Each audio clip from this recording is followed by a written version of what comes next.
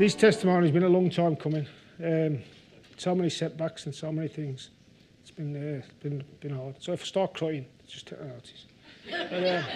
But, this is it gives me pleasure to be here to do this because I've been through so many things. And I never thought I was going to get out of it, but I have. Really, with God's help, I have. And, I'm going to start by talking about when I was just being a young lad when I was at school. Really, I was a naughty lad at school. Really, but I never liked school at all. Really, really don't like it. And you can ask John. I was just speaking to him earlier on. He used to throw me out the bath scene every day.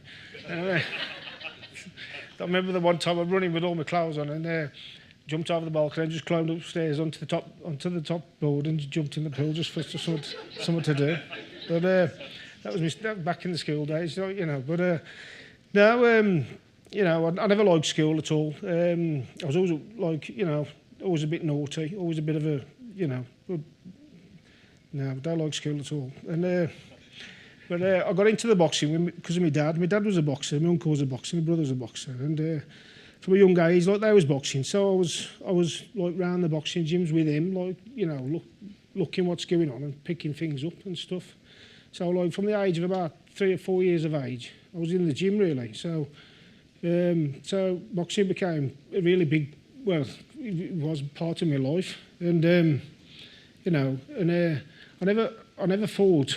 You weren't allowed to fight till you're 11 years of age by the ABA ruling, and but I can still remember my first fight today, and it was at the Parkwall Hotel, Wolverhampton, and it was against a lad named Paul Flute from Stafford Town, and he'd had 5, won 3, lost 2, and I was having my first one, and I beat him unanimous decision. It was a good hard scrap, and you know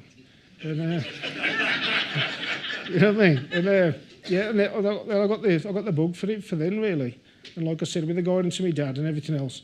So but I really did get the taste for it. I really did like it. I can remember my second fight was at Stoke-on-Trent on a Queensbury show, and I got the taste for it then because I stopped the kid in the second round, a chap named Moore, and I put him through the ropes. And I carried it in him as he was through the ropes, so that told me I got the instinct to do it, I got the killer instinct to do it, and then then from then on really I boxed every year. I never had a year off. I boxed every year, going in the schoolboy championships and the ABA championships, the National Association of Boys Clubs. Championships and stuff like that, and I was pretty good at it. I won nearly everything, and I thought, well, I'm going to stick this out and I'm going to make a career out of it because I was pretty good at it, and so I managed to get because I was the best in England. I got picked to box for England, which was obviously an honour in itself, and. But it was just to be picked for England is just an achievement. So but the first fight I boxed a kid named Frombeck from Germany, and I didn't take the training serious then because I'd started drinking and stuff and that then really, and that's been my only downfall about anything really. But I never tried. My training slipped a bit because I'd started to taste a bit of nightlife and stuff, and and so I lost on points. But that gave me a bit of a wake-up call really, and told me that you can't do the two while I'm doing this sport, because I always thought a bit of an ego, and then I thought I could get away with it. I thought I'm pretty good. I can get away with it. I could do the both. Well, it just goes to show you can't. So I lost my first fight for England, and. After that, then I was picked for a multi-nations tournament in Sofia in Bulgaria, and that was boxing for medals for your country, and I fought a Bulgarian champion, I'm going to say his name because I can't remember it. Oh,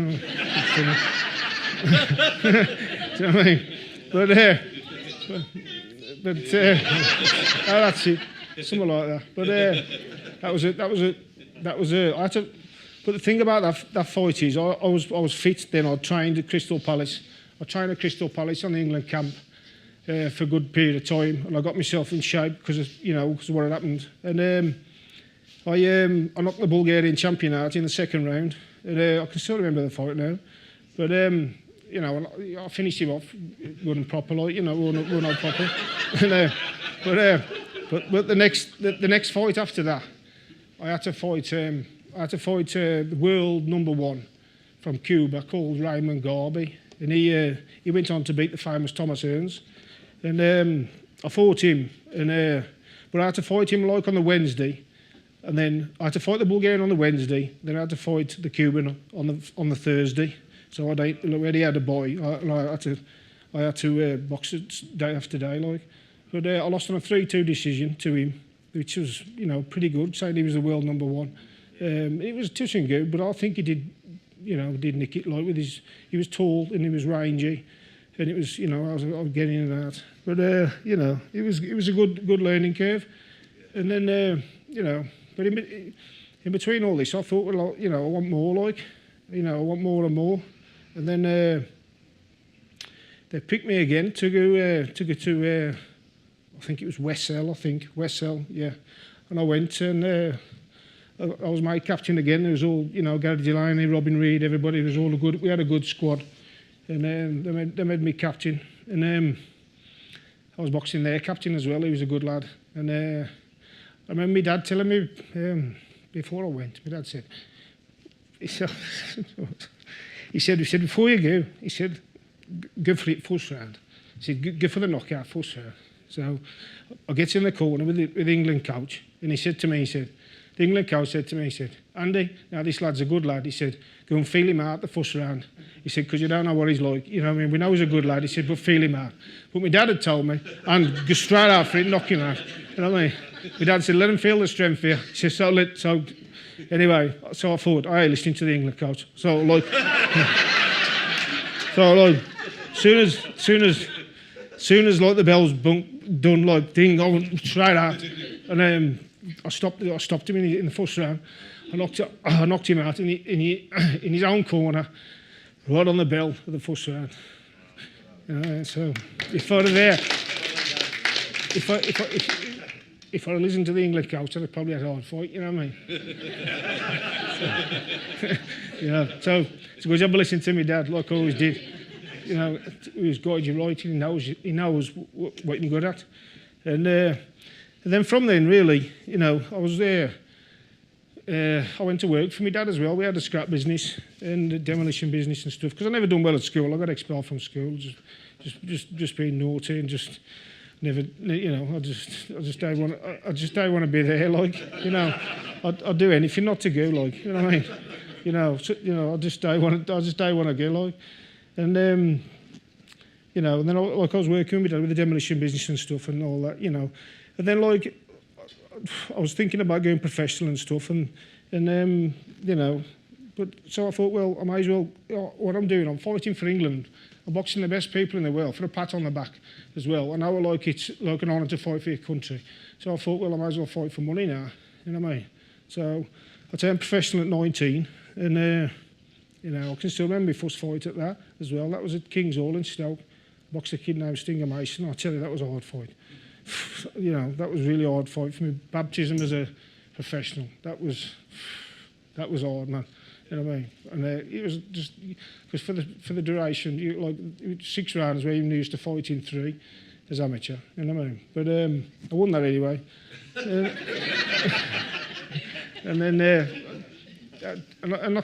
I carried on, like, progressed, and I was doing pretty good. And I did like win the next few, and then. I lost my fourth one, I think it was, on a cut eye, because with the shape of your skull, it don't matter it's just if you cut or you don't, like, it's the shape of your skull with your eyebrows, And I kept cutting, and that really held me back in my career. But I never cut as amateur, so it's really amazing. And then as soon as I turned professional, I'm cutting on nearly every fight. Like it was devastating, like, because if you lose a fight by a cut, that means you've lost. It goes down as a ref stop contest thing, and then you have to like rebuild again. So like I had a few losses with cuts, and I had to keep like rebuilding, like, and but I managed to keep get a good streak of runs going together and stuff and all that, and then box some tremendous people, like, and then I fought Neville Brown for the British middleweight title. That was like on BBC One on Sports Night. That was a really big occasion, big fight. Neville Brown was probably one of the best gifted amateurs this country's ever produced. He'd fought everybody and beat everybody, won the ABAs and everything. And I gave him a really hard fight. I was weight drained for the fight because in them days you had to have the weigh-in on the day and fight to the night. Where now, like, the British Boxing Board of Control have brought it into, because people are weight drained, and then it's dangerous to like dry out to make the weight and then fight to the night. So they do the weigh-in the day before now. So you can get hydrated and properly. But so really, I mean, and I lost on a cut eye for that fight after 7 rounds, and like the fight was in the balance really up until the 7th, But like that fight really opened a few doors and that for me, like, really did, like, things started. The phone was always ringing and stuff, and I started sparring. People being asked to go as a sparring partner. And Chris Eubank, he's trying to Ronnie Davis rung me up, and he said, "Do you want to come spar with Chris?" You know what I mean? And he finished up. Cut a long story short, I went and sparred with Chris, and it was fantastic. I don't enjoy the sparring, but I enjoyed everything. what went with it, like, But the sparring was hard, but he was a sound bloke. He was a great bloke, and he treated me fair, like, it was fantastic. And and then I went to Germany then for a few times. I sparred with a couple of world champions in Germany. I was always in Germany, actually, because, they paid the best money, the Germans did, so I always took it, like, And then I went to spar with Nigel Benn as well. And that was when, with Nigel Benn, that was when, like, the Christian thing come back into play. Obviously, like when you're a kid growing up and that, you get to your school assemblies and stuff, and you say I'm a Christian and your stuff, but you really don't know what the concept of it is, really. You know what I mean? And when I was with Jimmy Tibbs, he like took me to one side and he said to me, "Andy," he says, "Yeah, this is his words, not mine."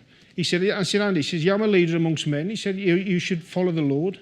And that was his words to me, like, and I said, "What you mean?" He said, I'm telling you." And he says, "You should follow the Lord." He says, "You're a leader of men." He says, "People will listen to you." And that was then. That was like back in 1991, I think. And he said, "Come to church with me tonight." He said, "I'll come and pick you up from your hotel." And he said, "Come to church with me tonight." And he did. And I went to church with him and stuff. And I started like then to look into it more, like, to really, and he was, the way he described things to me, and obviously he'd been, what Jimmy had been with, like, he'd been in all sorts of trouble and stuff. He was like, he was a member of the Cry Gang and everything, and he was done jail himself and stuff like that, and he was like, it really took to me, like, and he was like, really, really good bloke to listen to. I found him very knowledgeable as well, and and then I really thought, like, then I did start thinking a lot more about it, like, but then once that sparring job was over, and I come back, and then obviously, you take your eye off the ball a bit, like, then, and then my God was money then, I started to just think about money, boxing, money, money this, money that, work, money, and so that really took me away from God, really. That took me away from it, like, and that leading me on a bit of a path of destruction, really, because I was going out, I'd found the taste for alcohol and drink and stuff like that, and it affected my boxing career as well a bit, because I always thought you could do the two, but obviously you can't. But you know, it was, I had a few painful lessons, you know what I mean, as well. You know, it were all, you know, that he could like beat everybody and stuff like that. But Jimmy was a really big influence in my life. And then I started getting into violence outside the ring myself and that as well. I mean, you know, I was talking to somebody the other day who had helped. And he said, I remember when people used to walk across the road from you, they wouldn't want to walk on the same side of the street. You know, and like, you know, that was what it was like in some days. You know what I mean? And, you know, I got into some right scrapes, fights, you know what I mean? Really. And, you know, getting in trouble with the police and stuff like that, you know. And just, but, like, being a boxer, sometimes it attracts violence as well, like, you know what I mean? It does. And I remember being a nightclub once, one particular nightclub, and I got into this fight, and it was just horrendous. Like, I'll tell you, God must have been really looking at me because I didn't get killed. I did get stabbed. I got stabbed 3 times, but I managed to survive it. Like, but it's stuff. I was just surrounded by people, and as they was coming at me, it was just like every man for himself, like sort of thing. It was a real bad experience, you know. But I come through it. God kept me here, like, and you know, and then. That fast lifestyle was like taking its toll on me. Do you know what I mean? I was thinking, well, you know, but you don't know till at that age. You just don't realise, like, till you start getting older. And I started doing some work as a doorman and stuff. You know, I went to Corfu as well for 3 months and started working door over there, which was pretty hard, like, because you've got loads of people with all different football shirts on and stuff, and they all want to fight because they're on holiday either, and they're all drunk, and you know what I mean? You know, man, that was tough, man. That was the toughest bit of door work I've done, you know what I mean? And but it, you know, but it was an experience, you know. It really was an experience, you know. But I never fled back either. I got into so much trouble I couldn't get to the airport. And I had to come back on the couch. I got on the ferry from Ancona in Italy, and then I come back across land, you know, because you know I got in trouble and I couldn't get to the airport, and then the police was after me and everything, and all sorts of stuff, and I'd been doing loads of naughty things, you know what I mean? So, but I managed to get back into King's Cross, London, anyway, you know what I mean? And you know. But the dangers of alcohol, I'm telling you, was like the writing was on the wall for me then, because I really did like drinking, and I liked the sense, I liked the feeling that it gave me, like, you know, and I did like the taste of it, you know. But little did I know what I was going to be in store for, you know, really. And do you know what I mean? I really don't really, you know. But in between all this, like, I was still like boxing and stuff like that and sparring and stuff. I mean, I must have sparred 200 rounds with Chris Eubank, you know what I mean? And like, you know, it was like a fight every day because he used to try and knock you out every day. You know what I mean? You know, honest to God, it was that tough, like, because you know because if they're paying you a lot of money to do it, and if you can't hack it, they get somebody else in to do it because they've got to give them as much as back as well, you know. And then. I sparred with Joe Calzacchi as well, and I was only sparring partner there, sparring with him, like, and that was hard, like. It was like I'd done 6 rounds every day with him, like, for 2 weeks, and that was the same. Joe was about 13 stone, walking about as well, so he's like, you know, he ain't weight drained or nothing, and he's southpaw style, and it was tough, but like, you know, I did it like I always did. You know, I'd say to somebody, how much is this? I mean, how much is it? How much? And I'd go and do it. Even if I was fit, I thought, well, I'll get fit while I'm doing it. You know what I mean? You know what I mean? Do you know what I mean? So, you know, because I think, well, I don't ever want to tear nothing down, like, you know. And, you know, but, and then, you know, it was honest. That's the way the lifestyle I led. Like I led like even when I could go and spar with Chris, and I'd do like say 6-8 rounds with him, and then I'd just get to the pub after and just drink and just have something to eat and drink and then stop out all night and then get up in the morning, go for a run. I timed it in my car. I was to run to the pier, 2 mile there and 2 mile back. And I got my breakfast and I'd just get in bed and just get up next day and do the same again. And I don't know how I did it, but I did it. You know, all the other sparring partners, they couldn't cope. They was all being put down and sent home and everything. And they was looking at me and saying, well, he's drinking and he's still doing better than all of us. Like, and it was, but it was great. I really enjoyed it. You know what I mean? It was great. I remember in Germany as well. Once I got this American geezer. His dad was named Zora Foley. His dad had fought Muhammad Ali, like. And his son was in the camp, in the box camp where I was training, like, and he was really struggling. He couldn't cope, man. You know what I mean? And I took him out for a drink and that, and he couldn't drink either.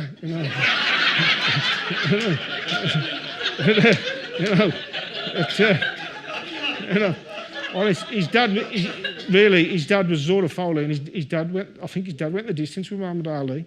I've still got his number in the house. He's from Maplewood, New Jersey. But I done him a favour actually, because he owed a phone bill for about 300 quid, and he hadn't got the money to pay. So what I did, I picked him up in the night, took him to the airport, and got him on the plane, and I went back. So he missed it, like, and he kept saying to me, "Man, you're a goddamn hustler, man." But the sparring jobs was fantastic. We really had some good times. Like, but it was hard, but it was great. I remember meeting a couple of Mike Tyson sparring partners. They was over there sparring with Axel Schultz, the heavyweight contender from Germany. That was the same with them. I took them out on the drink as well, and they just. Man, they was huge guys as well, man, I tell you. But the day last they were drinking with me, you know what I mean? But the boxing was a great life. It was a great life, but it was definitely. If I'd got my time over again, I'd do it all again. You know what I mean? Because it was fantastic. But then, like, what I did then, I was like doing the sparring and stuff like that, and I was still boxing and stuff. And I decided to buy a pub, and this pub was like next to the school where I used to go to school. And I never had no intention to go into the pub business or nothing. I never really did. It just come up as a business opportunity, and I just had a go at it. Like, I just took it, and I thought, well, I should do all right. And the pub game done really hard game. Like, it's a lot more into it than what you think. But I was really successful at it. I had John Conti come down, done a talk. I had a few Joel Calzaki, had some good sportsmen come down and talk. But obviously the trouble with having a pub is that you drink too much, and that's where my problem with alcohol really started to escalate then, really did. And but the pub was great. I had two businesses at the pub. I tried to sell beer to other pubs as well, which was better than the pub itself. So I was running the two businesses as well, And but obviously my addiction to alcohol then was obviously getting worse and worse and worse. I kept the pub for 10 years, and like for the first 5, I could say, I could handle my booze, like, and then after that, really, then it started to take effect on me. That I started getting in trouble with different things and stuff and all that, And obviously, anybody if anybody in here knows anybody who's had a problem with booze and stuff like that, it's a terrible addiction. It tells you that you ain't got the addiction, It's that sly and cunning, and it tells you to be all right this time. Every time it does that to you, and obviously it ain't. It's nearly every time is worse. So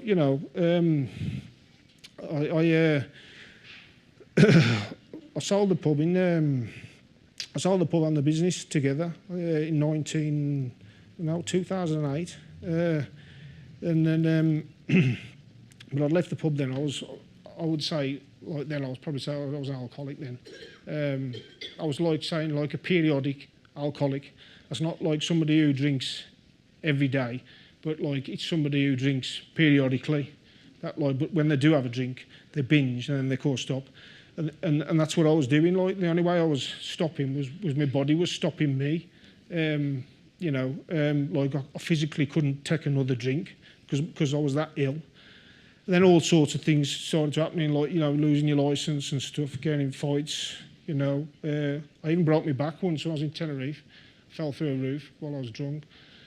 all sorts of crazy things happen to you, you know, within the drink. But it's, you know, you're still in denial. Like, people are in denial about it, and you know, and then I could pack it in for a bit, and then you know. But I always wanted to drink, even though I packed it in for a bit. My obsession was always there, you know, and it never left me. There's always like the devil on your shoulder telling you it'll be all right this time. Have a drink, have a drink, have a drink. And everywhere I used to go, well, drinks everywhere. For me, I think drink is totally the worst drug out of everything, because, you know, I mean, everything I've ever done, mainly, and all the trouble I've ever got into, all the trouble I've ever done, anything, has always been drink related, you know, and it's widely available. It's just, you know, and it's so easy for people to get out of, like, you know. But I had to.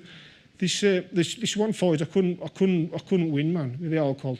You know, I really couldn't win, and I just, you know, and I kept trying after so many failed attempts, or something else had happened, or, you know, you know, that many things that happen. You know, it's just it's a horrendous illness, and then as soon as you recover again, you tell people that. I mean, you tell yourself, I'll be all right next time. I'll only have a few. You know, I'll only have a couple, but that couple leads to more. You know, I could go out and have a couple of beers, and then I'd try and force myself not to drink the next day, and then not to drink the next day. But then your mind tells you that you've got away with it, so you try it again and go and do it again. Then it tricks you. It really is the devil, and it does really trick you. You know, and you know, I mean, like I said, the things, I think I did the one thing, I drank 16 bottles of Jack Daniels once in a week, you know what I mean, and that's enough to kill anybody, like. And you hear all the stories of different people and different things and all that, you know. And I lost so many friends to alcohol, and you think, well, it'll never be me, I'll be all right, you know. But things really did start to get downhill, like, and plus I was getting older as well with the drink and stuff like that, you know. It had cost me my marriage and stuff, and, you know, it cost me that much money, but I wasted on different things and stuff. I mean, the once I even paid for an holiday, you know, like, I just didn't bother going. I just said, well, I don't want to go, and just sat in the house and just started drinking. I don't want to go.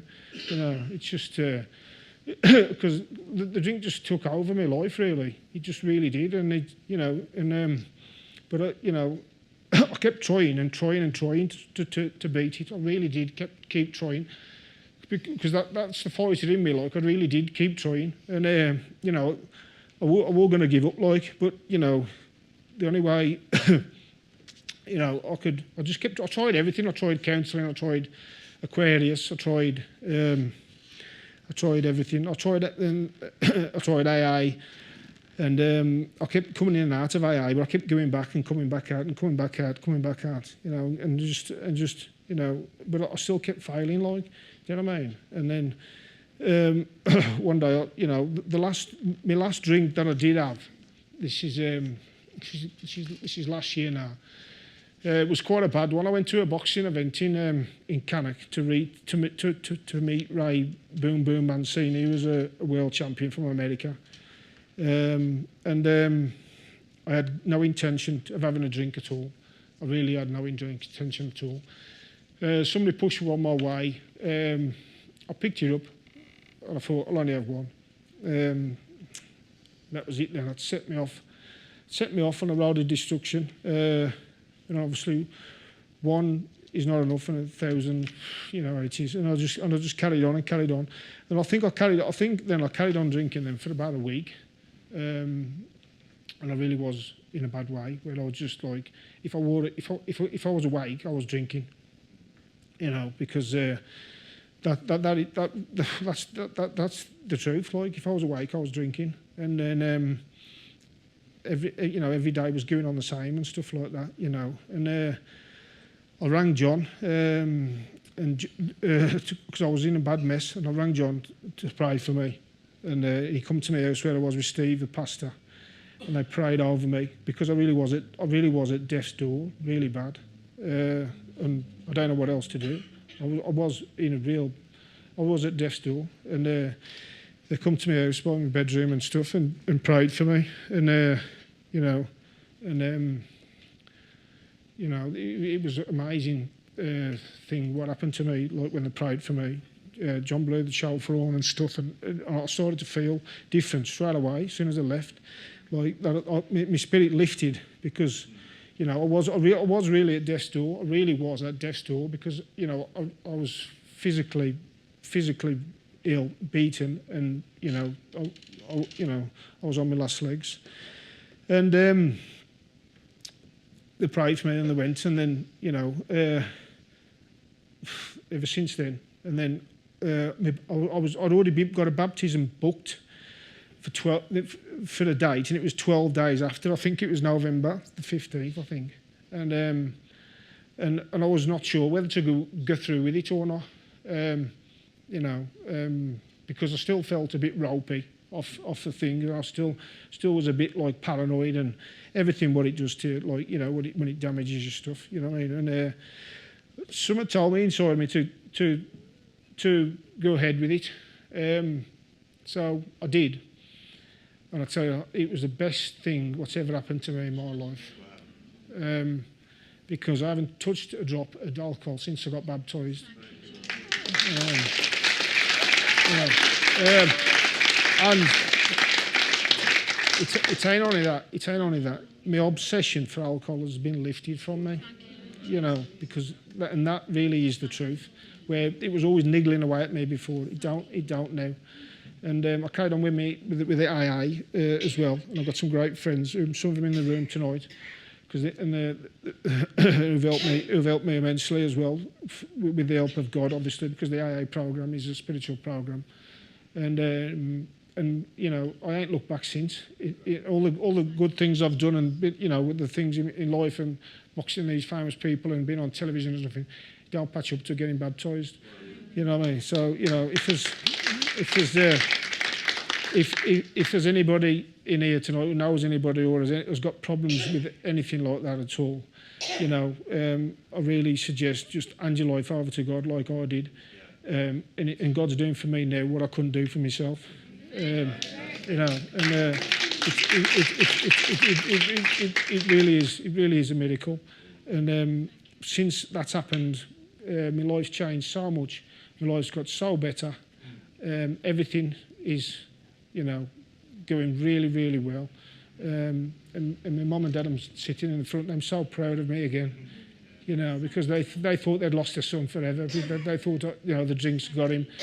I mean, I lost 2 friends last year, you know, to the drink. You know, I asked them to come and, you know, to church and to AA and stuff like that, and they don't want to come because they don't want to listen. And obviously they don't, you know, and they ain't here now, you know. So I'm one of the lucky ones, what it is here and able to, you know, to tell the story. And it's you know, it's fantastic. I urge anyone to, if they're really thinking of anything like that, or they're sitting on the fence about it, don't sit on the fence, because I sat on the fence for long enough expecting some sort of miracle to happen. You ain't got to do that. You got to get straight in the middle of it. And understand how it all works, and then it works for you, you know. So thank you, Lord. I'll leave it there. Thank you very much for listening.